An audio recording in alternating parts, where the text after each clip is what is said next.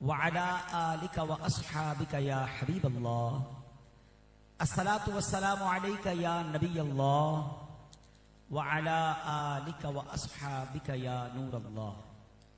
پیارے پیارے اسلامی بھائیوں، الحمدللہ عز وجل آج ہمارے ندیم بھائی کی بچوں کی والدہ مرحومہ اور ان کے خاندان میں مزید 2 خواتین جن کا سفر حرمین کے درمیان وصال ہوا، ان کے ایصال ثواب کے لیے ہم سب جمع ہیں۔ دنیا سے تو سب نے جانا ہے، مگر مبارک مہینے میں روزے کے عالم میں سفر حرمین کے درمیان جب کسی کو موت آئے تو یہ نصیب والوں کا حصہ ہوتا ہے۔ یقیناً جب یہ خبر پہنچی، ندیم بھائی چونکہ میرے پڑوسی بھی رہے ہیں، میں جس عمارت میں رہتا ہوں اس عمارت میں غالباً 170 گھر آباد ہیں، مگر کچھ لوگ ہوتے ہیں جو دل کے قریب ہو جاتے ہیں۔ بظاہر تو ندیم بھائی سے کوئی ایسا پرانا تعلق نہیں تھا، مگر پڑوس میں رہنے کی وجہ سے، ان کے اچھے اخلاق کی وجہ سے، ان کی دین سے محبت کی وجہ سے، ہماری بلڈنگ کے نماز، مسجد اور دینی کاموں کے انتظام میں ان کی دلچسپی کی وجہ سے بہت اچھا تعلق رہا، بڑا پیار رہا۔ اور جب ان کے ساتھ یہ واقعہ ہوا تو مجھے ایسا لگا کہ میرے ہی خاندان میں یہ معاملہ ہوا۔ جو ان کے گھر والے تھے وہ بھی بعد میں گھر والوں سے پتہ چلا کہ بہت ملنسار، با اخلاق اور سب کا خیال رکھنے والے۔ جب ہی دیکھے نا، آج ہمارے عمارت سے، ہماری اس بلڈنگ سے کئی لوگ یہاں مجھے نظر آ رہے ہیں۔ یہ وہی محبتیں ہیں جو انہوں نے وہاں رہ کر ہمارے ساتھ بتائیں۔ اللہ پاک اس عظیم سانحے پر انہیں صبر بھی عطا فرمائے، صبر پر اجر بھی عطا فرمائے۔ جو دنیا سے ہماری بہنیں چلی گئیں، اللہ کریم ان کو جنت الفردوس میں اعلیٰ مقام عطا فرمائے۔ مگر ان تمام واقعات میں ہمارے لیے درس ہے، ہمارے لیے یہ پیغام ہے کہ ہم سب نے بھی جانا ہے۔ جب یہ یہاں سے سفر پر جا رہی ہوں گی تو گھر میں کتنی خوشی کا سما ہوگا، کسی کے وہم و گمان میں نہیں ہوگا کہ یہ سفر کون سا کر رہی ہیں، آخرت کا سفر ہو رہا ہے۔ ایک نوجوان بہن بھی اس میں دنیا سے چلی گئی، ٹھیک ہے نا؟ تو اس سے پتہ چلتا ہے کہ ہم میں سے کسی کو نہیں پتا ہوتا۔ ہم کہتے ہیں میں بالکل فٹ ہوں، مجھے کوئی بیماری نہیں ہے، یہ بیمار ہے، یہ شاید جلدی چلا جائے گا، مگر کسی کو نہیں پتا کہ بیمار برسوں جی جاتا ہے اور صحت مند آدمی اگلے چند منٹوں کے بعد دنیا سے چلا جاتا ہے۔ آگاہ اپنی موت سے کوئی بشر نہیں، سامان 100 برس کا ہے، پل کی خبر نہیں۔ آج کے اس اجتماع میں میں کچھ آخرت کی یاد دلانے والی باتیں ہی کرنا چاہتا ہوں، کیونکہ اس طرح کے جو اجتماعات ہیں وہ ہمارے لیے میسج ہوا کرتے ہیں، پیغام ہوا کرتے ہیں۔ ایک بار اللہ پاک کے پیارے نبی حضرت یعقوب علیہ نبینا علیہ الصلوۃ والسلام اور حضرت سیدنا عزرائیل ملک الموت کی آپس میں ملاقات ہوئی۔ تو سیدنا ملک الموت جب آئے تو یعقوب علیہ السلام نے پوچھا کہ کیا آپ ملاقات کے لیے آئے ہیں یا میری روح قبض کرنے آئے ہیں؟ تو ملک الموت نے کہا کہ میں آپ سے ملاقات کرنے آیا۔ تو آپ نے فرمایا میری روح قبض کرنے جب آنا ہونا تو اس سے پہلے میرے پاس کوئی پیغام بھیج دینا، مجھے میسج دے دینا کہ میرا وقت پورا ہونے والا ہے۔ تو ملک الموت علیہ السلام نے کہا کہ میں آپ کی روح قبض کرنے سے پہلے آپ کے پاس 2 یا 3 قاصد بھیجوں گا، 2 یا 3 پیغام دینے والے بھیجوں گا۔ کچھ عرصے کے بعد ملک الموت علیہ السلام آ گئے اور روح قبض کرنے کے لیے آئے۔ تو آپ نے فرمایا آپ نے تو کہا تھا نا پہلے آپ روح قبض کرنے سے پہلے اپنے قاصد بھیجیں گے، اور آپ تو روح قبض کرنے آ گئے ہیں۔ تو کہا کہ میں نے کالے بالوں کے بعد سفید بال، جسمانی طاقت کے بعد کمزوری، سیدھی کمر کے بعد کمر کا جھکاؤ، اے یعقوب موت سے پہلے انسان کے لیے میرے یہی قاصد ہیں۔ میں نے یہ پیغام بھیجا تو تھا، آپ کے کالے بال سفید ہونے لگ گئے تھے، آپ کی سیدھی کمر اب جھکنے لگ گئی تھی، آپ کی جسمانی طاقت میں کمزوری آنے لگ گئی۔ یہی میرے میسجز تھے، یہی میرے پیغام تھے کہ اب آپ کی واپسی کا وقت آنے والا ہے۔ تو اے میرے پیارے اسلامی بھائیوں، ہمیں بھی غور کرنا ہے۔ ہم میں سے تو بہت سارے یہاں ایسے موجود ہیں کہ اگر دنیا میں بتایا جاتا ہے پاکستان میں 60-65 سال ایوریج عمر ہے، تو ہم میں سے کئی آدھی سے زیادہ تو گزار چکے ہیں۔ تو پھر کس بات کا انتظار ہے؟ توبہ ہم کب کریں گے؟ آخرت کی تیاری ہم کب کریں گے؟ اے میرے پیارے اسلامی بھائیوں، ایک اور بات یاد رکھیے، موت کا وقت بھی مقرر ہے، موت کا مقام بھی مقرر ہے۔ دیکھیں نا یہ ہماری بہنیں کہاں دنیا کے کونے میں جا کر ان کا وصال ہوا، کیوں؟ ان کی موت وہاں لکھی تھی. ہم ایگزیکٹلی وہاں پہنچیں گے جہاں ہماری موت لکھی ہے، اور اسی وقت پہنچیں گے جب موت لکھی ہے. کئی بار آپ کے ساتھ بھی ہوتا ہے، ہمارے ساتھ بھی ہوتا ہے، چلتے چلتے کسی ایکسیڈنٹ سے بچ جاتے ہیں، موٹر سائیکل پر ہوتے ہیں، بریک لگتا ہے، گاڑی نکلتی ہے، کہتے ہیں بچ گیا. سیڑھیاں اترتے اترتے گرتے میں بچ جاتے ہیں، کہہ رہے یار میں بچ گیا. اس کا کیا مطلب ہے؟ آپ بچے نہیں ہیں، آپ کا وقت نہیں آیا. جس دن آپ کا وقت آئے گا اس دن آپ وہیں پہنچیں گے جہاں موت کا وقت آ چکا ہوگا. ایک بار حضرت سلیمان علیہ نبینا علیہ الصلوۃ والسلام، آپ بھی اللہ کے نبی ہیں، آپ کے پاس بھی ملک الموت آتے تھے. تو ایک بار آپ کا دوست بیٹھا تھا اور ملک الموت آئے اور بڑے غور سے ان کے دوست کو دیکھ رہے تھے. تھوڑی دیر بعد وہ چلے گئے. حضرت سلیمان علیہ السلام نے اپنے دوست کو بتایا، یہ پتہ ہے کون تھے؟ کہا کون تھے؟ کہا ملک الموت، روح قبض کرنے والے فرشتے. کہا حضرت یہ بڑے غور سے مجھے دیکھ رہے تھے، مہربانی کریں آپ ہوا کو حکم دیں، آپ کی تو ہوا پر حکومت ہے، مجھے یہاں سے اڑا کر ہند میں لے جائے، ہندوستان چھوڑ دے. تو حضرت سلیمان علیہ السلام نے دعا کی، ہوا کو حکم دیا، ہوا انہیں اڑا کر ہند لے گئی. تھوڑے دنوں بعد ملک الموت پھر آئے اور آپ نے پوچھا تم پچھلے دنوں آئے تھے، میرے دوست کو گھور کے کیوں دیکھ رہے تھے؟ تو ملک الموت نے پتہ کیا فرمایا؟ کہ حضور مسئلہ یہ ہے کہ میں یہ حیران تھا کہ میرے پاس یہ لکھا ہوا تھا کہ اس بندے کو تھوڑی دیر بعد اس کی روح میں نے ہند سے قبض کرنی ہے، بیٹھا آپ کے پاس ہے. اب بات سمجھ آئی آپ کو؟ یعنی اس نے دعا کروائی حضرت سلیمان سے کہ ہوا کو کہیں مجھے ہند پہنچائے، اور ہوا نے ہند پہنچایا، ملک الموت نے ہند میں جا کر روح قبض کر لی. ہمارا مقام بھی فکس ہے، ہمارا وقت بھی فکس ہے، بس ہمیں نہیں پتا ہے. وہ آج بھی ہو سکتا ہے، وہ کل بھی ہو سکتا ہے. موت کتنی زیادہ نزدیک ہے. یار یہ ذرا پلیز بانٹنے والا کام بند کر دیں، تھوڑی دیر بعد بانٹ لیجیے گا، بیان غور سے سننے دیں، اتنی اہم بات ہو رہی ہے، اس کے بعد بانٹ لیجیے گا. امام جلال الدین سیوطی شافعی رحمۃ اللہ تعالی علیہ بہت بڑے بزرگ ہیں. آپ کے بارے میں آتا ہے کہ آپ نے اپنی کتاب شرح الصدور میں لکھا کہ ہر گھر میں ملک الموت 5 مرتبہ اور ایک روایت کے مطابق 7 مرتبہ تشریف لاتے ہیں اور یہ دیکھتے ہیں کوئی ایسا تو نہیں جس کی مجھے آج روح قبض کرنی ہے. یعنی مجھے اور آپ کو نہیں پتا ہے، لیکن روز ملک الموت ہمارے گھر آ رہے ہیں اور چیک کر رہے ہیں کہ کس کی باری آنے والی ہے. اور وہ بندہ نماز قضا کر رہا ہوتا ہے، وہ بندہ حرام کام کر رہا ہوتا ہے، وہ مگن ہے دنیا میں، مگر اس کو نہیں پتا کہ اس کی موت کا وقت قریب آنے والا ہے. کاش آج کے اس اجتماع سے میں اور آپ یہ درس لے کر جائیں کہ اتنی پلاننگز، اتنے ارادے، مگر یہ خیال کیوں نہیں آتا کہ مرنا بھی تو ہے. قبر کی پلاننگ کہاں ہے؟ آخرت کی پلاننگ کہاں ہے؟ آج میں آپ کو چند وہ اعمال بتانے آیا ہوں. یقین جانیے ہمارے ساتھ کوئی بھی ساتھ نہیں جائے گا قبر میں. نہ قبر میں تجوری ہے، نہ کفن میں جیب ہے. یہ سارے دوست احباب، یہ سارے رشتہ دار ہمیں قبر میں اتار کر واپس آ جائیں گے، ہم اکیلے قبر میں ہوں گے. اعلیٰ حضرت امام اہل سنت یہی بات کس پیارے انداز میں سمجھاتے ہیں. ہائے غافل وہ کیا جگہ ہے جہاں، ہائے غافل وہ کیا جگہ ہے جہاں 5 جاتے ہیں 4 پھرتے ہیں. یعنی 5 جاتے ہیں، 4 کاندھے پہ اٹھاتے ہیں، ایک کو لے کر جا رہے ہیں، مگر واپس کتنے آتے ہیں؟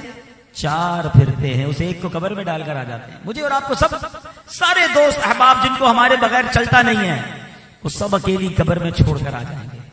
مگر کیا کوئی ساتھی ہوگا؟ جی آج میں آپ کو وہ ساتھی بتانا چاہتا ہوں. آج میں آپ کو وہ اعمال بتانا چاہتا ہوں جو میں اور آپ کریں، تاکہ آج ہمارے ندیم بھائی کے گھر والوں کے ایصال ثواب کے اجتماع میں ہم یہ پیغام لے کر جائیں کہ جب میں قبر میں جاؤں تو تنہا نہ ہوں، میرے ساتھ کچھ ساتھی ہوں. اب وہ ساتھی کون بن سکتے ہیں؟ سنیے، حضرت کعب رضی اللہ عنہ سے مروی ہے جب نیک آدمی کو قبر میں رکھا جاتا ہے تو اس کے اعمال صالحہ یعنی اچھے عمل، نماز، روزہ، حج، جہاد اور صدقہ وغیرہ اس کے پاس جمع ہو جاتے ہیں. جب عذاب کے فرشتے اس کی پیروں کی طرف سے آتے ہیں تو نماز کہتی ہے انہی پیروں پہ کھڑے ہو کے اس نے عبادت کی ہے، تمہارے لیے کوئی جگہ نہیں ہے. سبحان اللہ. فرشتے سر کی طرف آتے ہیں تو روزہ کہتا ہے کہ اللہ کی رضا کے لیے یہ بھوکا پیاسا رہا تھا، تمہارے پاس یہاں کوئی جگہ نہیں ہے. اللہ اکبر. اب فرشتے اس کے جسم کے دوسرے حصوں کی طرف آتے ہیں تو حج آگے آ کر کہتا ہے اسی باڈی کو اس نے اللہ کی راہ میں سفر میں گزارا تھا، تھکا تھا، اس جسم کو اس نے سفر میں گرد آلود کیا تھا، تمہارے پاس کوئی جگہ نہیں ہے، ہاتھوں کی طرف آتے ہیں عذاب کے فرشتے عذاب دینے کے لیے، تو صدقہ کہتا ہے کہ انہی ہاتھوں سے انہیں صدقہ دیا تھا، اللہ کی راہ میں خرچ کیا تھا، تمہارے لیے کوئی گنجائش نہیں ہے۔ اللہ اکبر۔ اب سبحان اللہ میت سے کہا جاتا ہے کہ تیری زندگی اور موت دونوں بہترین ہیں، رحمت کے فرشتے اس کے لیے جنت کا فرش بچھاتے ہیں، جنتی لباس لاتے ہیں، اس کی قبر کو تا حد نگاہ وسیع کر دیتے ہیں، اور جنت کی ایک قندیل، ایک لائٹ جو ہے اس کی قبر میں روشن کر دی جاتی ہے، جس سے قیامت تک وہ روشنی حاصل کرتا رہے گا۔ نماز بچائے گی قبر میں، نماز ساتھ آئے گی قبر میں، تلاوت ساتھ آئے گی قبر میں، روزہ ساتھ آئے گا قبر میں، حج اور سبحان اللہ اللہ کی راہ میں دیا ہوا صدقہ کام آئے گا۔ اب غور کر لیں، کیا یہ ساتھی تیار ہیں؟ کیا قبر میں جانے کے لیے یہ چیزیں ہم نے تیار رکھی ہیں؟ اے میرے پیارے اسلامی بھائیوں، اسی طرح ایک اور بڑا پیارا عمل ہے، سبحان اللہ ندیم بھائی کو یہ سعادت میں نے دیکھا حاصل ہے، یہ مسجد کی بڑی خدمت کرتے تھے، اللہ کرے یہ خدمت ہمیشہ جاری رکھیں، اور اللہ ہمیں بھی اپنے گھر کا خدمت بنائے۔ مسلمانوں کے دوسرے خلیفہ حضرت عمر فاروق اعظم رضی اللہ تعالیٰ عنہ فرماتے ہیں، جس نے اللہ پاک کی مساجد کو روشن کیا، اللہ پاک اس کی قبر کو روشن فرمائے گا۔ قبر روشن کر دی ہے، مسجد کو روشن کریں۔ فرمایا جس نے اس پہ خوشبوئیں رکھی، مسجدوں کو خوشبودار کیا، اللہ پاک جنت میں اس کے لیے خوشبو مہیا کرے گا۔ اپنے گھر روشن کر رہے ہیں، اپنے گھر کو خوشبودار کر رہے ہیں، ٹھیک ہے، کوئی ایک اللہ کا گھر بھی لے لے۔ ہماری مسجدوں میں خاص طور پہ کئی علاقے ایسے ہیں جہاں مسجدوں میں برا حال ہے، وضو خانوں کی ٹوٹیاں ٹوٹی ہوئی ہیں، استنجا خانوں کا حال برا ہے، مسجد کے اندر اسمیل آ رہی ہے۔ ارے بھائی اپنے گھر کے واش روم دیکھیں اور مسجد کے واش روم دیکھیں، مسجد کے وضو خانے دیکھیں، مسجدیں خوشبودار بنائیں، مسجدیں صاف ستھری بنائیں۔ ہر اسلامی بھائی ایک ایک مسجد اپنے ذمے لے کہ چلو یار پیسے سے نہیں، ویسے ہی میں مسجد کی خدمت کروں گا، وقت دوں گا تاکہ مسجد خوشبودار رہے، آباد رہے، روشن رہے۔ یہ میرے اللہ کا گھر ہے، اور جو مسجد روشن کرے گا اللہ اس کے گھر کو روشن، اس کی قبر کو روشن فرمائے گا۔ ایک اور عمل، سبحان اللہ، بڑا آسان عمل ہے، مسلمانوں کے پہلے خلیفہ حضرت ابو بکر صدیق رضی اللہ تعالیٰ عنہ فرماتے ہیں کہ اللہ پاک کے سب سے آخری نبی صلی اللہ تعالیٰ علیہ وسلم نے فرمایا کہ حضرت موسیٰ نے اللہ پاک سے عرض کی کہ مریض کی عیادت کرنے والے کو کیا اجر ملے گا؟ تو اللہ پاک نے فرمایا اس کے لیے 2 فرشتے مقرر کیے جائیں گے جو قیامت تک اس کی قبر میں روزانہ اس کی عیادت کریں گے۔ مریض کی عیادت کرے، روز قبر میں فرشتے آ کر آپ کی عیادت کریں گے۔ مگر آج ہر چیز واٹس ایپ پہ ہو رہی ہے، طبیعت بھی واٹس ایپ پہ پوچھ لی۔ ارے بھائی جا کر عیادت کرنا، مریض کی خیر خبر لینا، کبھی ہاسپٹل جائیں کبھی گھر جائیں، اس سے محبت بڑھتی ہے، اس کو دلاسا ملتا ہے۔ آج آپ کسی سے نہیں پوچھ رہے، ایسا نہ ہو کل آپ کی باری آئے تو کوئی آپ کے پاس نہ ہو۔ محبت دینے سے محبت ملتی ہے، اور یہ کتنا پیارا عمل ہے کہ آج میں مریض کی عیادت کروں۔ بلکہ ایک اور حدیث پاک ہے جس کا خلاصہ ہے کہ جو صبح مریض کی عیادت کرے تو شام تک 70,000 فرشتے اس کے لیے دعائیں مغفرت کرتے ہیں۔ شام کو عیادت کرے تو صبح تک 70,000 فرشتے عیادت کرتے ہیں، دعائیں مغفرت کرتے ہیں۔ اب بتاؤ میرے لیے 70,000 فرشتے دعائیں کریں، میرا تو بیڑا پار ہو جائے گا نا۔ تو وقت نکالا کریں، رشتہ داروں میں، دوستوں میں، پڑوسیوں میں کوئی بیمار ہے تو اس کی عیادت کو جایا کریں۔ اب آگے چلتے ہیں، ایک اور بڑا آسان عمل، روزانہ 5 منٹ کا کام، صرف 5 منٹس، اور وہ کیا ہے کہ حضرت عبداللہ ابن مسعود رضی اللہ عنہ سے روایت ہے جب بندہ قبر میں جائے گا تو عذاب اس کے قدموں کی طرف سے آئے گا، تو قدم کہیں گے تیرے لیے میری طرف سے کوئی راستہ نہیں ہے، کیونکہ یہ رات کو سورہ ملک شریف پڑھا کرتا تھا۔ پھر عذاب اس کے سینے یا پیٹ کی طرف آئے گا تو اسے کہا جائے گا تمہارے لیے میری جانب کوئی راستہ نہیں، کیونکہ یہ رات سورہ ملک پڑھتا تھا۔ تو سبحان اللہ، یہ عذاب قبر کو روکنے والی صورت ہے۔ تو روزانہ رات کو سونے سے پہلے 5-6 منٹ لگتے ہیں۔ تبارک الذی بیدہ الملک، یہ 29ویں پارے کی پہلی صورت ہے۔ 5 to 6 منٹس میں آپ تلاوت کر سکتے ہیں۔ پتہ نہیں موبائل پر کتنی ریلیں دیکھتے دیکھتے سوتے ہیں، 2-2 منٹ، 4-4 منٹ، 6-6 منٹ، نہ جانے کتنے منٹ نکل جاتے ہیں۔ لیکن اگر ایک سورہ ملک اسی موبائل میں ڈاؤن لوڈ کر لینا، اسی موبائل میں سورہ ملک کی تلاوت کر لیں تو انشاءاللہ عذاب قبر سے بچانے والی صورت ہے۔ اصل چیز ہے کہ مائنڈ سیٹ بن جائے۔ ہمارا مائنڈ سیٹ پتہ کیا ہے؟ پیچھے بہت کچھ چھوڑ کے جانا ہے۔ بھائی کیوں کما رہے ہو؟ بچوں کے لیے کما رہا ہوں۔ کیوں جمع کر رہے ہو؟ بچوں کے لیے جمع کر رہا ہوں۔ اپنے لیے کیا کیا؟ میرے اور آپ کے مرنے کے بعد جو ہے نا، لوگ پتہ کیا کہیں گے؟ میت نے پیچھے کیا چھوڑا ہے۔ پتہ فرشتے کیا کہتے ہیں؟ میت نے آگے کیا بھیجا ہے۔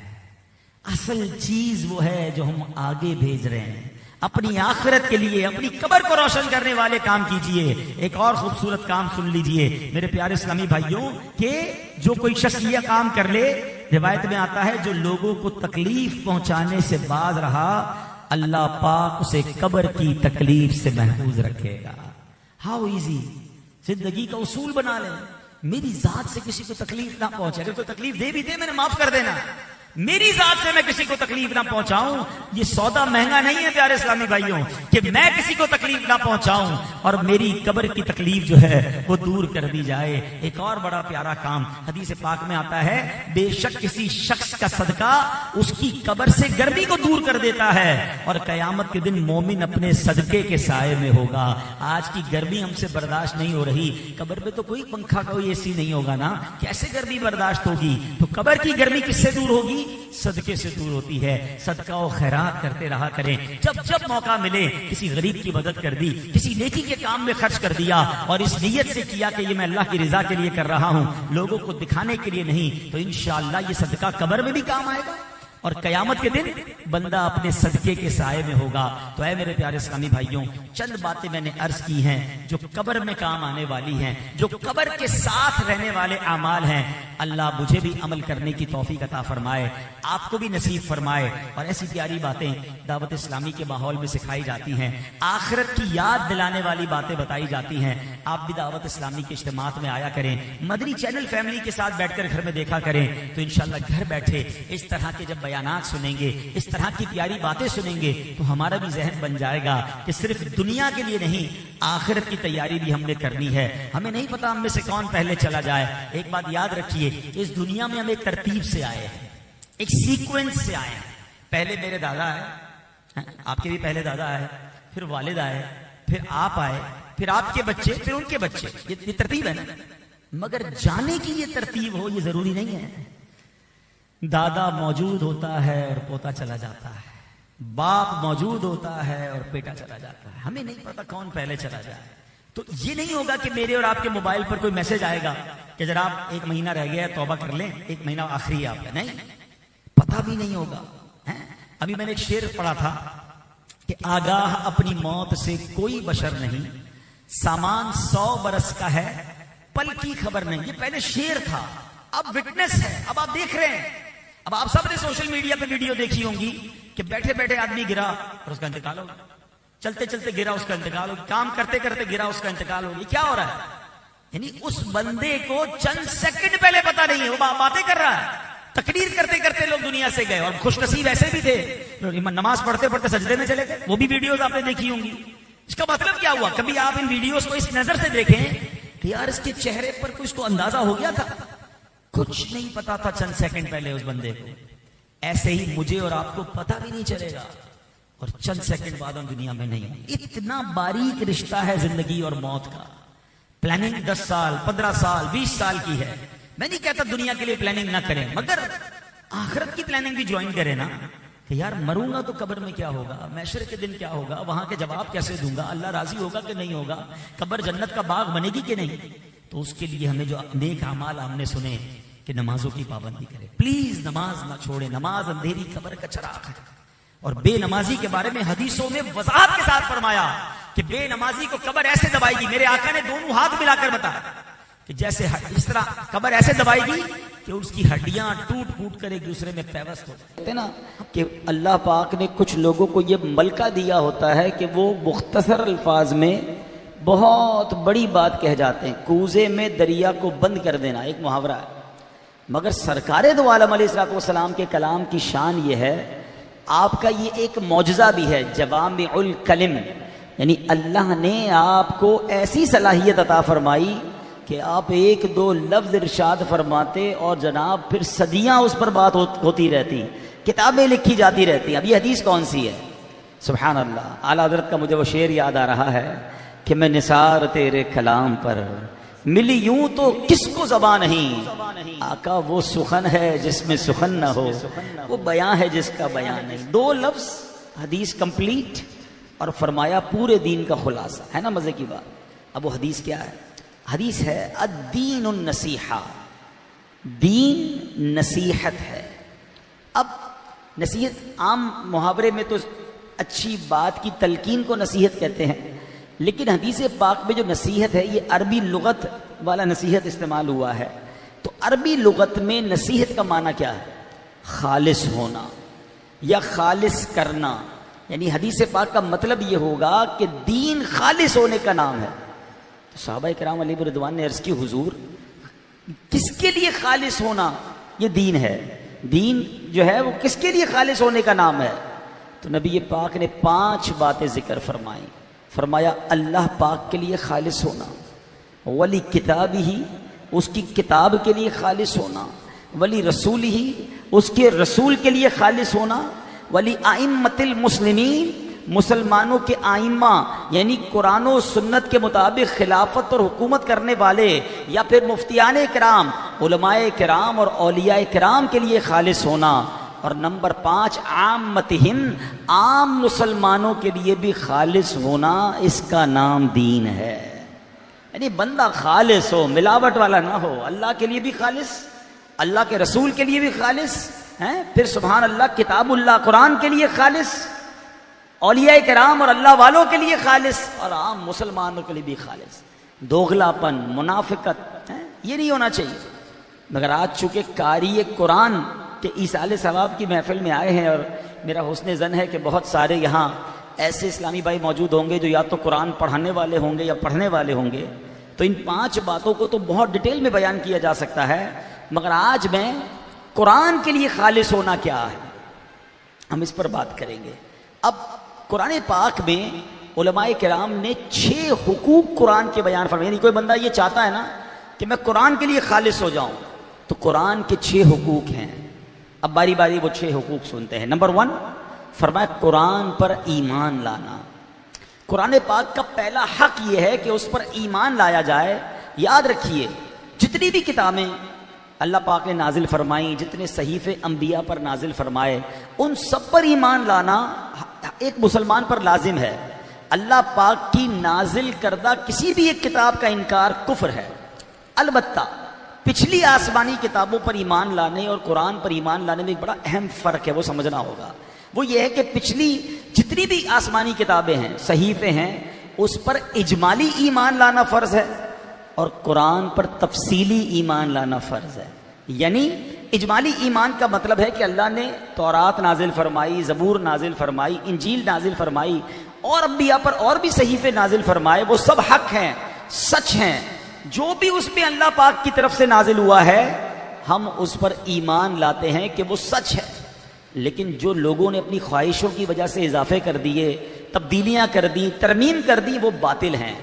جبکہ قرآن کریم پر تفصیلی ایمان لانا لازم ہے کہ الحمد سے لے کر والناس تک قرآن کریم کا ایک ایک جملہ، ایک ایک لفظ، ایک ایک حرف حق ہے، اللہ پاک کی طرف سے نازل کردہ ہے. اس میں ایک حرف کی بھی کمی بیشی ممکن نہیں. جو قرآن پاک کے ایک لفظ کا بھی انکار کرے وہ کافر ہے اور دائرہ اسلام سے خارج ہے. یہ یاد رکھیے گا. ایمان قرآن پر تفصیلی ایمان لانا فرض ہے، ایک ایک لفظ پر ایمان لانا کہ یہ اللہ کا کلام ہے، اس میں کوئی تبدیلی ممکن نہیں.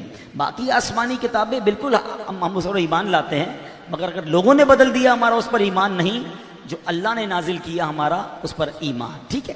اچھا، اب قرآن کریم پر ایمان لانے میں ایک اور چیز بھی شامل ہے، وہ ہے قرآن کو کتاب ہدایت ماننا. یعنی ہمارے لیے جو ڈائریکشن ہے، ہدایت کہاں سے ملے گی، انسٹرکشنز کہاں سے ملیں گی؟ قرآن سے ملیں گی. مگر ہو کیا رہا ہے؟ قرآن پر ایمان لائے ہیں اور اپنی زندگی گزارنے کے اصول غیر مسلموں سے سیکھنے ہیں.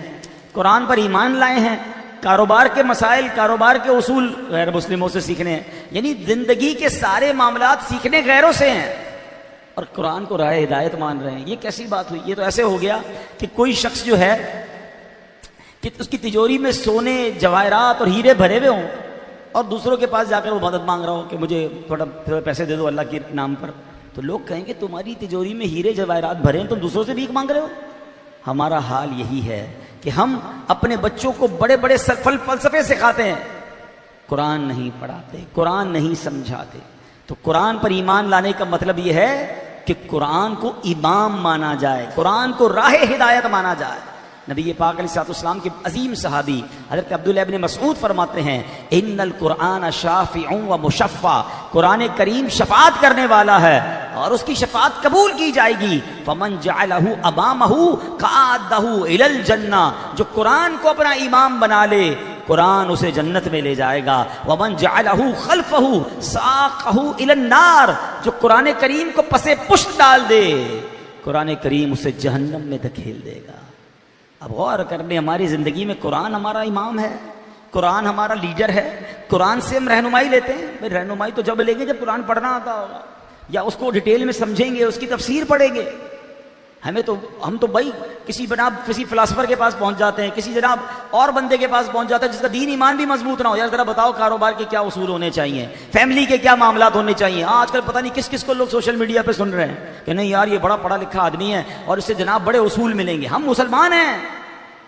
قرآن پر ایمان لانے کا مطلب یہ ہے کہ قرآن کتاب ہدایت اسے مانیں. قرآن کیا رہنمائی کرتا ہے؟ اللہ کا کلام ہے نا. ہر معاملے میں علماء نے قرآن سے ہمیں مسائل نکال کر دیے، قرآن سے زندگی گزارنے کا طریقہ بتایا، لیکن ہم قرآن کی طرف رجوع نہیں لاتے. اب آتے ہیں قرآن کا دوسرا حق، اور وہ حق ہے قرآن کریم کی محبت و تعظیم. اب قرآن کا دوسرا حق کیا ہے کہ اس سے محبت کرنا، دل سے تعظیم کرنا. اور یاد رکھیے قرآن مجید سے محبت کرنا یہ سنت مصطفیٰ ہے. ہمارے پیارے آقا علیہ الصلوۃ والسلام قرآن مجید سے بہت محبت فرماتے تھے. ایک روز نبی پاک علیہ الصلوۃ والسلام اپنے گھر تشریف لائے. کسی نے بتایا کہ کوئی شخص بہت خوبصورت آواز میں تلاوت قرآن کر رہا ہے. نبی پاک اٹھے، باہر تشریف لے گئے اور اس کی تلاوت سنتے رہے. پھر واپس تشریف لا کر میرے آقا فرماتے ہیں یہ ابو حذیفہ کا غلام سالم ہے. تمام تعریفیں اللہ پاک کے لیے جس نے میری امت میں ایسے شخص کو پیدا فرمایا. میرے آقا اس قاری قرآن کی تلاوت تعریف فرما رہے ہیں. قرآن کس پر نازل ہوا؟ نبی پاک پر. مگر جب حضور کو کسی نے بتایا حضور بڑا پیارا قرآن پڑھنے والا کوئی گھر کے باہر قرآن پڑھ رہا ہے، میرے آقا گھر سے باہر تشریف لائے، اس کی تلاوت سنتے رہے اور اللہ کا شکر ادا کیا کہ اے اللہ تیرا شکر کہ تو نے ایسا بندہ میری امت میں پیدا فرما دیا. یہ کیا ہے؟ قرآن سے محبت. ہم بتائیں کتنی تلاوت کرتے ہیں، کتنی تلاوت سنتے ہیں. اچھا ہم پتہ کیا سمجھتے قرآن سے محبت یہ کہ چوما آنکھوں سے لگایا، سر پہ لگایا، اچھے سے جزدان میں لپیٹا رکھ دیا. قرآن سے محبت یہ کہ قرآن پڑھیں، قرآن کانوں میں آئے تو مزہ آ جائے کہ سبحان اللہ، اللہ کی باتیں ہو رہی ہیں، کلام اللہ ہو رہا ہے. اور نبی پاک تو قرآن سے اتنی محبت فرماتے کہ ایک بار نبی پاک نے رات کے وقت حضرت ابوبکر صدیق، حضرت عمر فاروق کو لیا اور حضرت عبداللہ ابن مسعود رضی اللہ عنہ کے پاس تشریف لائے. حضرت عبداللہ ابن مسعود اس وقت تلاوت قرآن کر رہے تھے تو نبی پاک علیہ الصلوۃ والسلام دیر تک کھڑے رہے اور ان کی تلاوت سنتے رہے. پھر فرمایا جو شخص ایسے قرآن کریم کو پڑھنا چاہے جیسے نازل ہوا ہے تو وہ ابن ام عبد کی طرح قرات کرے.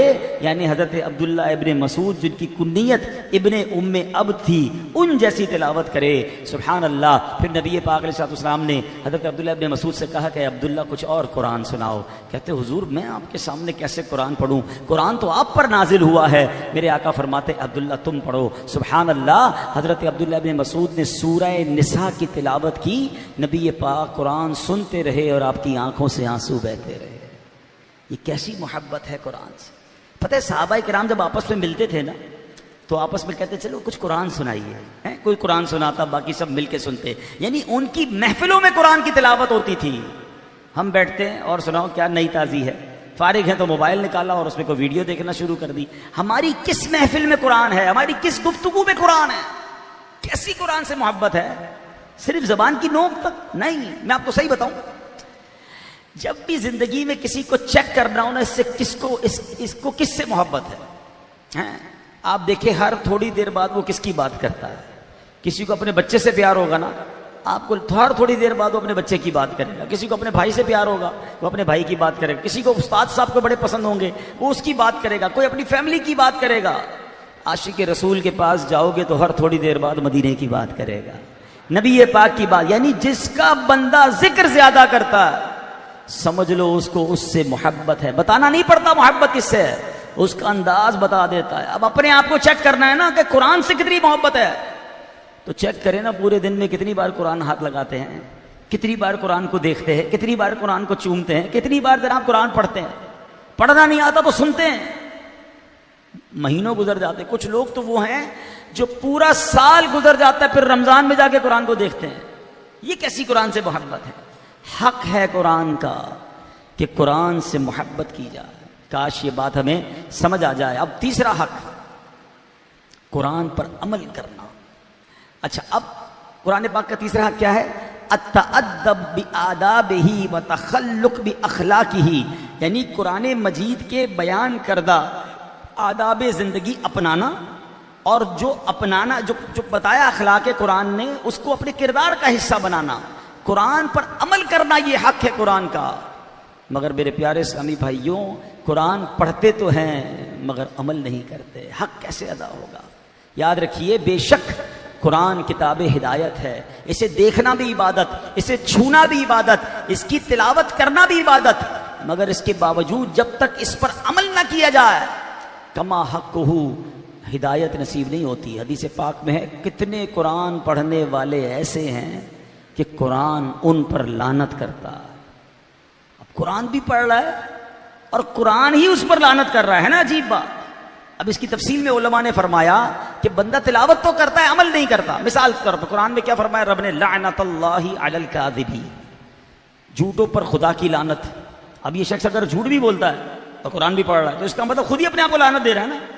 قرآن کہہ رہا ہے اللہ لا یہدی القوم الظالمین، اللہ ظالموں کو ہدایت نہیں دیتا. یہ قرآن پڑھنے والا خود ہی ظالم ہے، ظلم بھی کر رہا ہے، لوگوں کے مال دبا رہا ہے، زمینوں پہ قبضے کر رہا ہے، دھمکیاں دے رہا ہے، روز تلاوت بھی کر رہا ہے.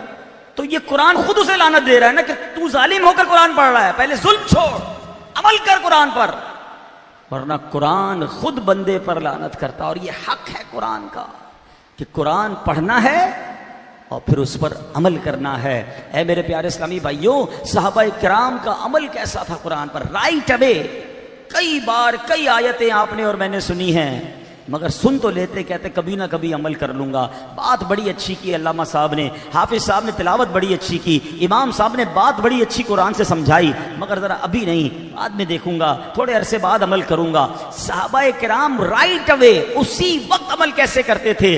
کئی مثالیں موجود ہیں، مگر بڑی کمال کی مثال جو ہمیں روزمرہ کی زندگی میں بھی کام آئے گی، حضرت امام زین العابدین رضی اللہ تعالیٰ، امام حسین کے صاحبزادے ہیں. ٹھیک ہے نا، ابھی کربلا والوں کی باتیں سننی ہے، ابھی محرم آنے والا. یہ اہل بیت کے چمکتے ہوئے ستارے، امام حسین کے صاحبزادے.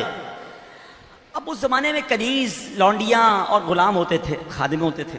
تو آپ کی کنیز آپ کو وضو کروا رہی تھی، تو وضو کرواتے کرواتے جو ہاتھ میں برتن تھا نا، آپ بیٹھ کے نیچے وضو کر رہے تھے، اوپر سے برتن سے وضو کروا رہے تھے، اس کے ہاتھ سے برتن چھوٹ گیا. ادھر برتن چھوٹا، وہ برتن آپ کے چہرے پہ گرا اور آپ کا چہرہ زخمی ہو گیا.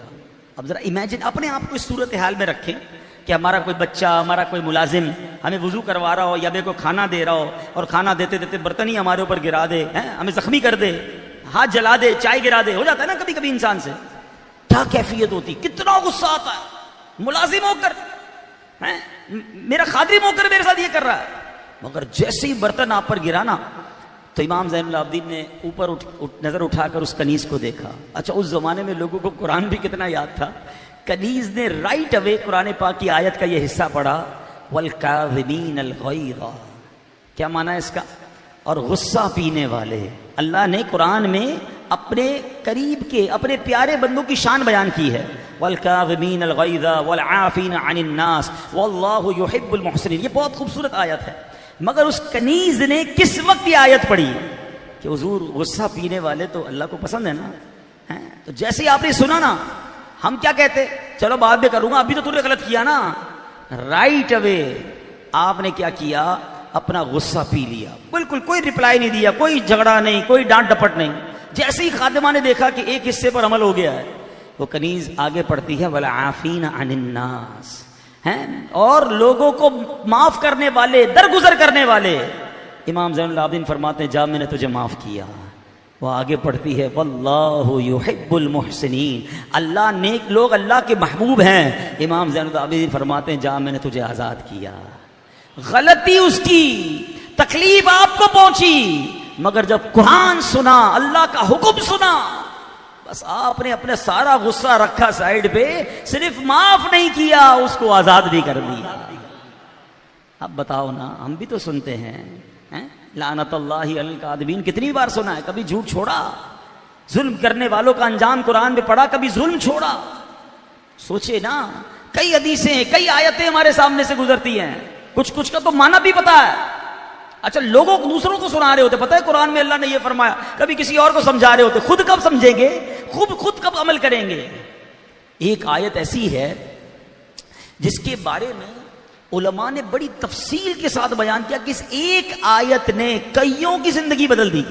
جس نے اس آیت کو دل کے کانوں سے سنا اس نے توبہ کر لی. اور ایک عظیم ہستی جن کو آج دنیا ولایت کی دنیا کا بادشاہ سمجھتی ہے, ولایت کی دنیا کے چمکتے ستارے ہیں, ان کا نام ہے حضرت فضیل بن عیاض رحمت اللہ تعالی علیہ. آپ توبہ سے پہلے ڈاکو تھے, اور ایسے خطرناک ڈاکو تھے کہ مائیں اپنے بچوں کو ڈراتی تھی, سو جاؤ ورنہ فضیل عیاض ڈاکو آ جائے گا. لوگ راستے میں نہیں نکلتے تھے, اتنا خوف تھا. اللہ اکبر. اب کیا ہوا, ایک بار آپ ایک قافلے کی طرف بڑھے لوٹنے کے لیے. حضرت فضیل بن عیاض ڈاکوؤں کے قافلے کے ساتھ ایک قافلے کو لوٹنے کے لیے آگے بڑھے. اس قافلے میں ایک بندہ قرآن پاک کی یہی آیت تلاوت کر رہا تھا. یہ اتنی کمال کی آیت ہے, ادھر لگتی ہے جا کے. اگر بندہ صحیح طریقے سے اس کا ترجمہ اور آیت سمجھ لینا.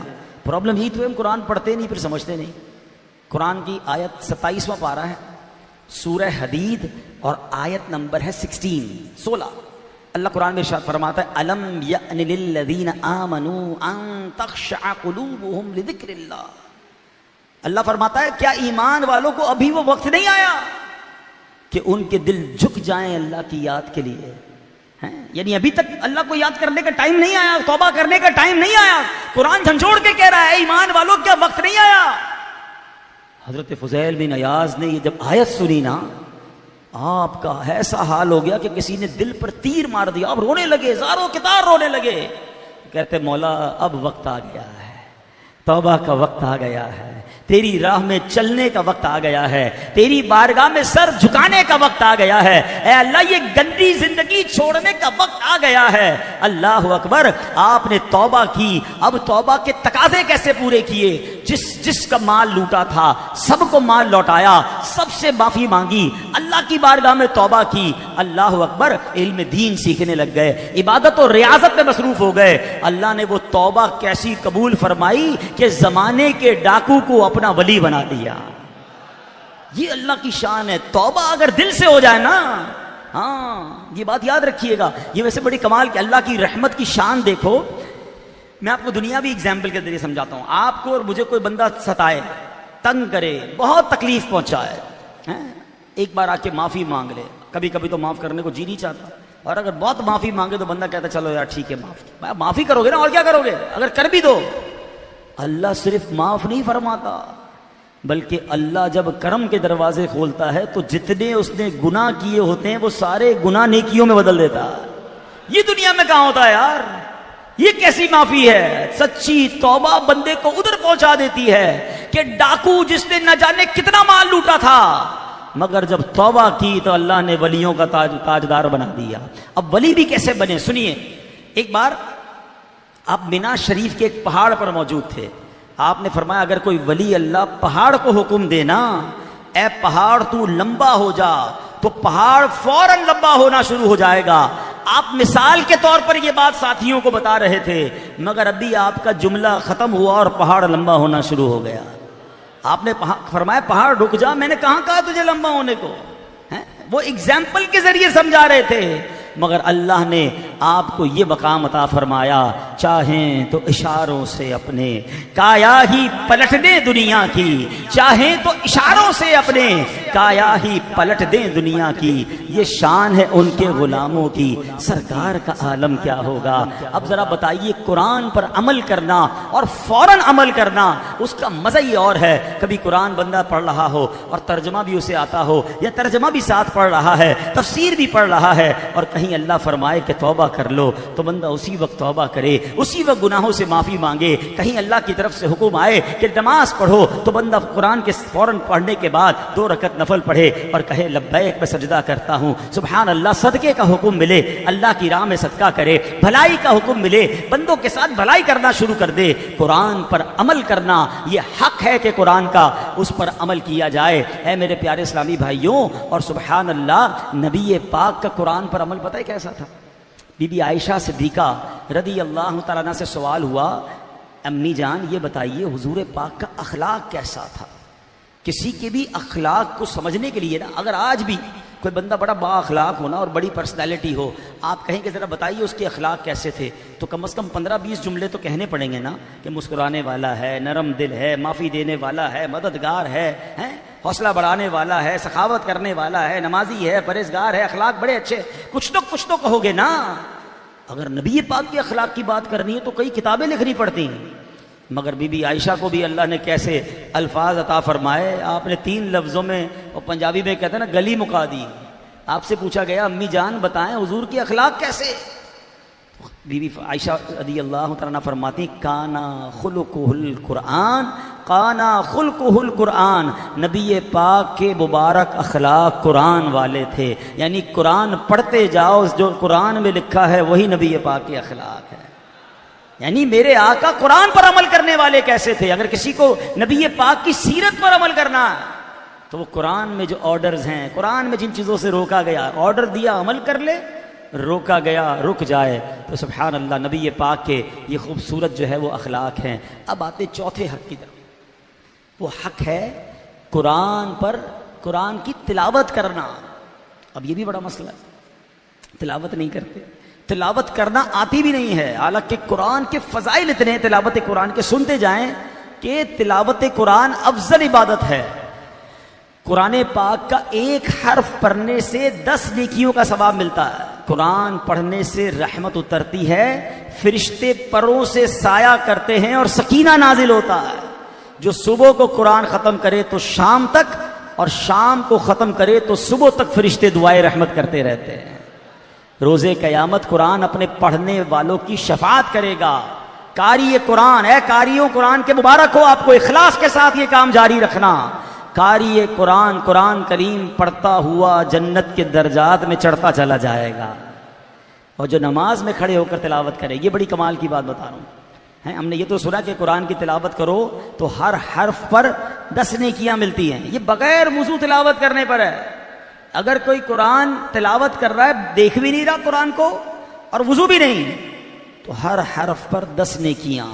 فرمایا جو قرآن کی باوضو تلاوت کرے اسے 25 نیکیاں۔ فرمایا جو نماز میں بیٹھ کر تلاوت کرے ہر حرف پر 50 نیکیاں، اور جو نماز میں کھڑے ہو کر تلاوت کرے ہر حرف پر اسے 100 نیکیاں ملتی ہیں۔ ہاں بنو نا، بیپاری بنو نا بھائی۔ امیر اہل سنت کو ایک بار دیکھا میں نے، سورہ یاسین کی تلاوت کرنی تھی، آپ نے نفل کی نیت کی اور سورہ یاسین کی تلاوت شروع کر دی، تو معلوم ہوا کہ ایسا کیوں؟ تو فرمایا مثال کے طور پہ کئی صورتیں یاد ہو جاتی ہیں انسان کو، آپ میں سے بھی کئیوں کو سورہ ملک یاد ہوگی، کسی کو سورہ رحمان یاد ہوگی، کچھ لوگوں کو جو بھی صورتیں یاد ہیں، آپ چاہ رہے ہیں میں نے سورت قرآن پڑھنا ہے، اور وہ قرآن اگر آپ کو یاد ہے تو آپ 2 رکعت نفل کی نیت کریں اور وہی قرآن نفل میں پڑھ لیں۔ اب بیٹھ کے پڑھتے، دیکھ کر پڑھتے، باوضو پڑھتے تو 1 حرف پر 25 نیکیاں ملتی، اور وہی قرآن نماز کے اندر کھڑے ہو کے پڑھیں تو ہر حرف پر 100 نیکیاں ملیں گی۔ تو زیادہ نیکیاں چاہیے نا۔ کاش یہ حرص، یہ لالچ نصیب ہو جائے کہ میں زیادہ سے زیادہ نیکیاں حاصل کرنے میں کامیاب ہو جاؤں، تو نیت کریں کہ انشاءاللہ روزانہ تلاوت قرآن کریں گے انشاءاللہ۔ اچھا، اب تلاوت قرآن بہت سو کو نہیں آتی، دعوت اسلامی یہی تو کام کرتی ہے۔ تبلیغ قرآن و سنت کی ایسی کمال کی تحریک ہے دعوت اسلامی کہ بچوں کے لیے مدرسۃ المدینہ بنا دیے، بڑوں کے لیے مدرسۃ المدینہ بالغان بنا دیے۔ اچھا، جو نہیں آ سکتے مدرسوں میں ان کے لیے فیضان آن لائن اکیڈمی بنا دیا کہ بھئی آن لائن انٹرنیٹ کے ذریعے گھر بیٹھے قرآن پڑھ لیں، مگر پڑھیں تو صحیح، تلاوت اپنی درست کریں، مخارج درست کریں، اور روز کچھ نہ کچھ قرآن پڑھیں۔ اب 5واں اور 6ٹھا حق، 6 حق شروع میں نے بتایا تھا 6 حقوق ہیں نا، 4 ہو گئے ہیں، 2 آخری حقوق کیا ہیں؟ قرآن مجید کو سمجھنا اور پھر اس کی تبلیغ کرنا، خود بھی سمجھنا اور دوسروں کو سمجھانا، اس کے بارے میں بتانا۔ سنیے قرآن مجید کے بے شمار اوصاف ہیں۔ نبی پاک کی حدیث میں فرمایا القرآن حجۃ لک او علیک، قرآن مجید دلیل ہے، یا تو تمہارے حق میں دلیل بنے گا یا تمہارے خلاف دلیل بنے گا۔ علامہ قرطبی کیا فرماتے ہیں؟ یعنی جو قرآن سیکھے مگر اس سے غفلت کرے، قرآن اس کے خلاف دلیل ہوگا، اور اس سے بڑھ کر اس بندے کے خلاف دلیل ہوگا جو قرآن مجید کے حق میں کمی کرے اور اس سے جاہل رہے۔ یعنی جو قرآن جانتا ہی نہیں، قرآن اس کے خلاف دلیل بنے گا۔ جو قرآن جانتا ہے مگر پہنچاتا نہیں، قرآن اس کے خلاف بھی دلیل بنے گا۔ کمال یہ ہے قرآن سیکھنا ہے، دوسروں کو سکھانا ہے، دوسروں کو اس کی طرف بلانا، یہ حق ہے قرآن کا۔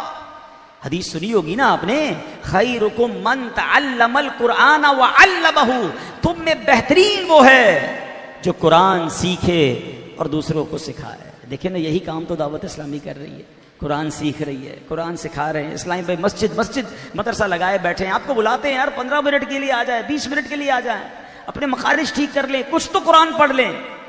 مگر جن کو خوش نصیبی ہوتی ہے وہ آ جاتے ہیں، باقی بڑی تعداد میں لوگ نہیں آتے۔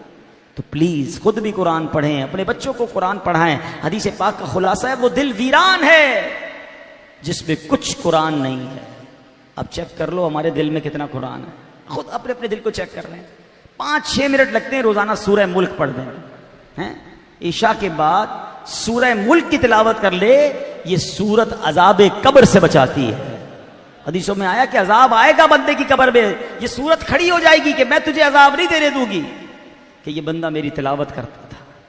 اب بتائیں 5-6 منٹ نہیں ہے ہمارے پاس یار، موبائل لے کر کون سا بندہ ہے جو رات کو سوتے وقت موبائل ہاتھ میں نہیں پکڑتا؟ پتہ نہیں اس موبائل پر کیا کیا دیکھ رہے ہیں، اسی موبائل میں 5-6 منٹ سورہ ملک پڑھ لینا بھائی۔ تو انشاءاللہ سونے سے پہلے سورہ ملک کی تلاوت کریں گے، یہ عذاب قبر سے بچانے والی سورت ہے۔ تو 6 حقوق میں نے بیان کیے، اللہ مجھے بھی قرآن کے حقوق پر عمل کرنے والا بنائے، آپ کو بھی بنائے، اور ہم سب کے دلوں کو نور قرآن سے منور فرما دے۔ آج قاری مسرور صاحب دنیا میں نہیں ہیں، مگر ان کا تعارف کیا ہو رہا ہے کہ قرآن کے خدمتگار تھے۔ کیا ایسا نہیں ہو سکتا کہ میں دنیا سے جاؤں تو میری قبر پر جو کتبہ لگے کہ اس پہ لکھے کوئی کہ قرآن کا خدمتگار تھا، کئیوں کو قرآن پڑھایا، خود بھی قرآن پڑھتا تھا، لوگوں کو قرآن کی باتیں بتاتا تھا۔ قرآن سے محبت دراصل رب سے محبت ہے۔ آپ دیکھیں کہ اللہ سے کتنی محبت ہے، اللہ سے محبت ہے تو اللہ کی باتوں سے بھی محبت کریں نا۔ قرآن ہے کیا؟ مولا علی شیر خدا کرم اللہ تعالی وجہ الکریم فرماتے ہیں کہ جب میرا جی چاہتا ہے میرا رب مجھ سے بات کرے، میں قرآن پڑھنے لگ جاتا ہوں۔ یعنی میرا جب جی چاہتا ہے اللہ مجھ سے بات کرے، میں قرآن پڑھتا ہوں، اور جب جی چاہتا ہے میں اللہ سے بات کروں، میں نماز پڑھنے لگ جاتا ہوں۔ 2 وے کنورزیشن۔ اللہ سے بات کرنا کتنا آسان ہے، دنیا والوں سے بات کرنا مشکل ہے۔ کسی مشہور آدمی کا نمبر ملتا نہیں، مل جائے تو فون اٹھتا نہیں، اٹھ جائے تو زیادہ لمبی بات نہیں ہوتی۔ قرآن پڑھو نا، کون روک رہا ہے آپ کو؟ جتنی باتیں کرنی ہے اللہ سے کرو۔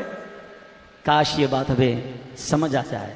اب آخر میں میں چاہوں گا کہ قرآن سے علاج، قرآن سے کیا کیا ہمیں فائدے ملتے ہیں۔ آخرت کے فائدے تو آپ نے سن لیے، نیکیاں سن لی، مگر علماء نے قرآن کی کچھ صورتوں میں خاص علاج عطا فرمائے ہیں۔ ہم اپنے بیان میں لوگوں کو کہتے ہیں اپنا موبائل بند کر دیں، اب میں چاہوں گا اپنا موبائل نکالیں اور جو میں کہنے جا رہا ہوں اس کو ریکارڈ کر لیں۔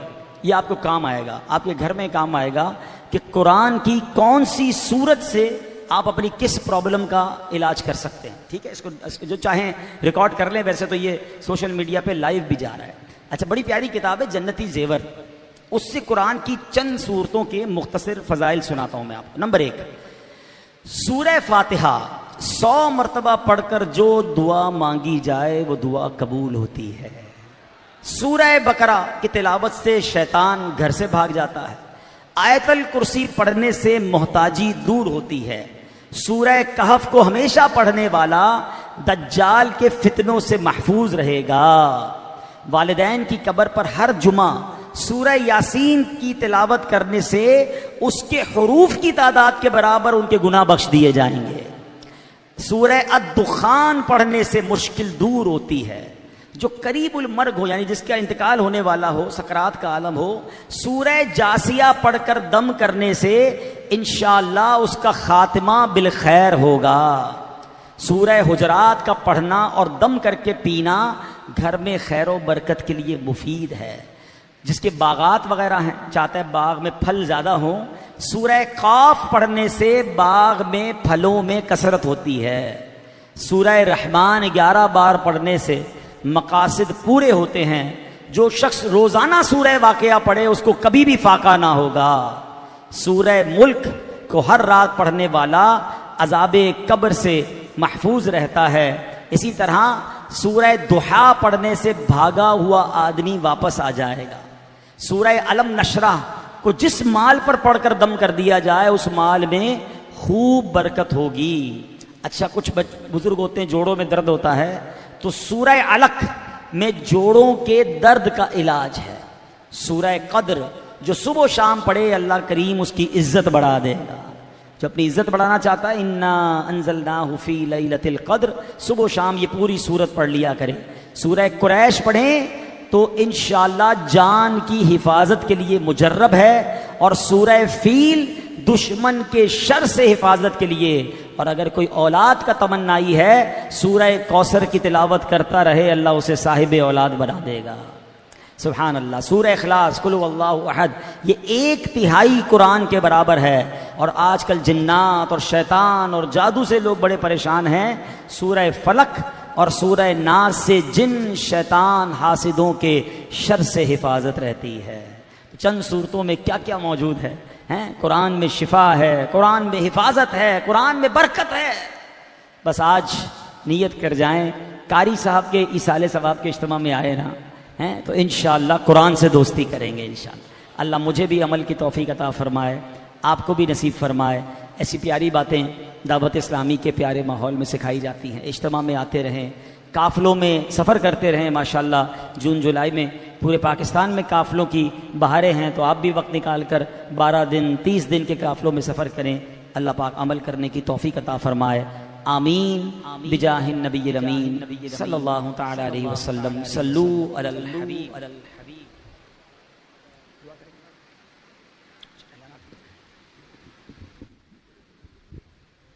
صلو علی الحبیب صلی اللہ تعالی علی محمد. پیارے اسلامی بھائیوں، الحمدللہ عز و جل آج قاری مسرور عطاری رحمۃ اللہ تعالی علیہ کے ایصال ثواب کے لیے سنتوں بھرا اجتماع ہوا. اور الحمدللہ اس وقت ہمارے درمیان رکن شورا موجود ہے. الحمدللہ عز و جل امیر اہل سنت نے بشمول اپنے شہزادگان کچھ اسلامی بھائیوں کو وکالت سے نوازا ہے. اور آپ بھی اسلامی بھائی جو غوث پاک رحمۃ اللہ تعالیٰ علیہ کے مرید بننا چاہیں، بہترین موقع ہے. اگر آپ کسی کے مرید نہیں تو الحمدللہ رکن شورا کے ذریعے امیر اہل سنت اور پھر غوث پاک کے غلاموں میں شامل ہو جائیے. غوث پاک رحمۃ اللہ تعالیٰ علیہ فرماتے ہیں کہ میرا کوئی مرید بغیر توبہ کیے نہیں مرے گا. اور ایک اور جگہ غوث پاک رحمۃ اللہ علیہ نے فرمایا کہ مجھے میرے رب کی طرف سے ایک وسیع نامہ اعمال دیا گیا ہے جس میں میرے قیامت تک ہونے والے مریدوں کے نام درج ہیں، اور مجھے بتایا گیا ہے کہ ان سب کو تمہاری نسبت کی وجہ سے بخش دیا گیا ہے. تو الحمدللہ عز و جل بہترین موقع ہے. جو غوث پاک رحمۃ اللہ تعالیٰ علیہ کے مرید ہونا چاہیں، رکن شورا جس طرح فرماتے جائیں، آپ انہیں الفاظ کو اتنی آواز سے دہرائیں کہ اپنے کانوں سے سن لیں. اب میں رکن شورا سے عرض کرتا ہوں کہ ہم سب کو سلسلہ عالیہ قادریہ عطاریہ میں داخل فرما دیں.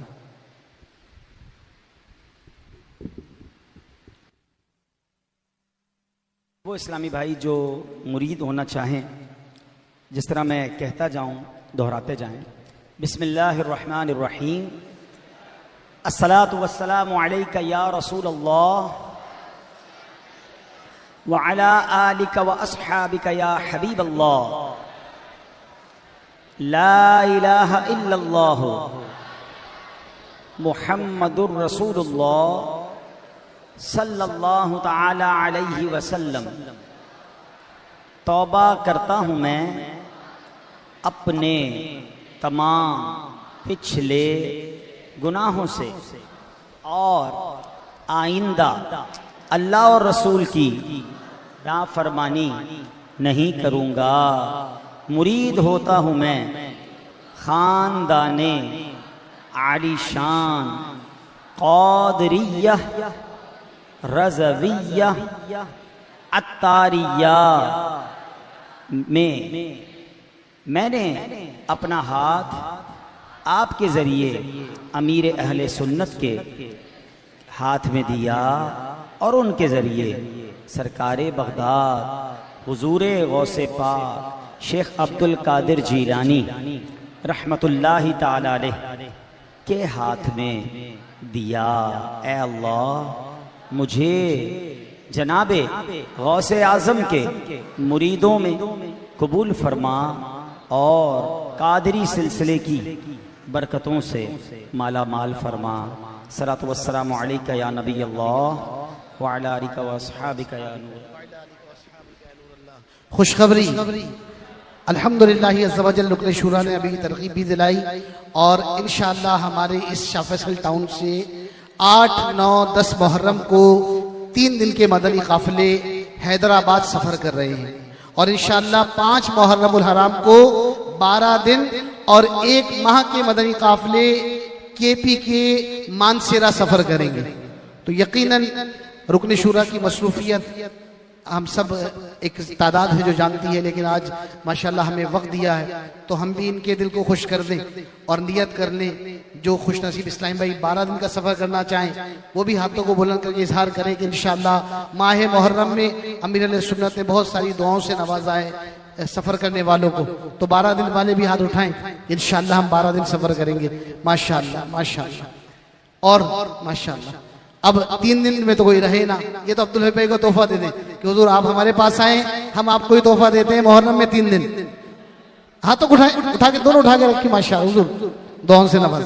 سب کو بار بار مدینہ دکھائے یا اللہ، جو اس بار کم از کم 3 دن کے قافلے میں سفر کریں ان کو اسی سال مدینہ کی حاضری عطا فرما، جو 12 ماہ اور 30 دن سفر کریں انہیں حج کی سعادت بھی نصیب فرما۔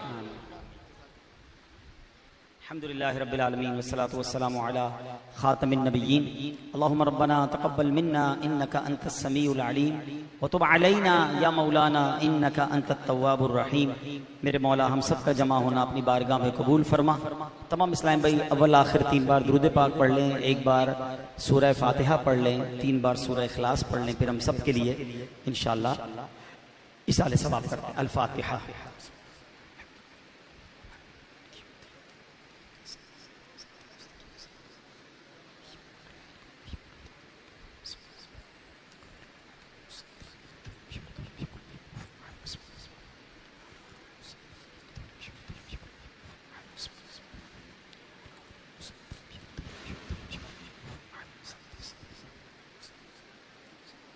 الحمدللہ رب العالمین والصلاة والسلام علی خاتم النبیین۔ اللہم ربنا تقبل منا انکا انت السمیع العلیم وتب علینا یا مولانا انکا انت التواب الرحیم۔ میرے مولا جو تلاوت کی ہماری زندگی میں جو ٹوٹے پھوٹے نیک اعمال ہیں، آج یہاں بھی جو تلاوت ہوئی، نعت ہوئی، بیان ہوا، اللہ ان تمام نیک اعمال کا ثواب سرکار دو عالم صلی اللہ تعالی علیہ وسلم کی بارگاہ میں ہدیتاً تحفتاً عقیدتاً پیش کرتے ہیں، قبول فرما۔ پیارے آقا کے وسیلہ جلیلہ سے تمام انبیاء کرام، صحابہ کرام، تابعین، تبع تابعین، اولیاء کاملین، بالخصوص پیران پیر شیخ عبد القادر جیلانی رحمت اللہ تعالی علیہ، تمام مسلمین، تمام مسلمات کی ارواح کو پیش کرتے ہیں، قبول فرما۔ بالخصوص قاری مسعود صاحب کی روح مبارکہ کو پیش کرتے ہیں، قبول فرما۔ اے اللہ ان کے تمام صغیرہ کبیرہ گناہوں کو معاف فرما۔ اے اللہ ان کے درجات کو بلند فرما، جو انہوں نے تیرے دین کی بالخصوص قرآن مجید کی خدمت کی، اللہ یہ خدمت ان کے لیے درجات کی بلندی کا سبب بنا دے، ان کی قبر کو نور قرآن سے جگمگا دے۔ اے پروردگار ان کے تمام گھر والوں کو صبر پر اجر نصیب فرما۔ اے قریب ہمیں بھی اپنی آخرت کی تیاری کرنے کی توفیق عطا فرما، ایسے کام کرنا نصیب فرما۔ اے اللہ جب دنیا سے جائیں تو قبر میں صدقہ جاریہ اور ثواب جاریہ ہمیں نصیب ہوتا رہے۔ اے پروردگار ایمان پر اور دعوت اسلامی کے اس پیارے ماحول پر ہم سب کو استقامت نصیب فرما۔ جتنے بیمار ہیں انہیں شفا عطا فرما، قرض داروں کے قرضے اتر جائیں، بے اولادوں کو نیک اور صالح اولاد عطا فرما۔ میرے کریم روٹھوں کو منا دے، بچھڑوں کو ملا دے۔ ربنا تقبل منا انک انت السمیع العلیم وتب علینا یا مولانا انک انت التواب الرحیم۔ ببرکۃ ان اللہ وملائکتہ یصلون علی النبی یا ایھا الذین آمنوا صلوا علیہ وسلموا تسلیما۔ اللہم صل علی سیدنا و مولانا محمد محمد طب القلوب ودوائها وعافية الأبدان وشفائها ونور الأبصار وضيائها وعلى آلہ وصحبہ وبارک وسلم. جب دم واپسی ہو یا اللہ، سامنے ہو روضہ رسول اللہ اور لب پہ ہو لا الہ الا اللہ محمد رسول اللہ.